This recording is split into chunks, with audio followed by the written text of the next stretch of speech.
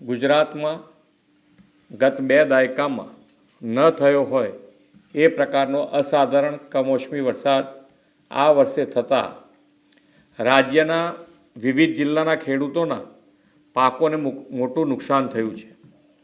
આ સંદર્ભે મેં તથા મારા સાથી મંત્રીઓએ જુદા જુદા જિલ્લાઓમાં જઈને અસરગ્રસ્ત ખેડૂતોની સાથે પ્રત્યક્ષ વાતચીત કરીને તેમની સ્થિતિ જાણી હતી। કુદરતી આપત્તિની આ ઘડીમાં ધરતીપુત્રોની વ્યથાને સમજીને રાજ્ય સરકાર પૂરી સંવેદનાથી તેમની પડખે ઊભી છે। રાજ્યભરના ખેડૂતોના પાકને થયેલા વ્યાપક નુકસાન સામે તેમની લાગણીઓને ધ્યાને રાખીને રાજ્ય સરકાર દ્વારા ધરતીપુત્રો માટે આશરે 10,000 કરોડના રાહત સહાય પેકેજની જાહેરાત કરું છું।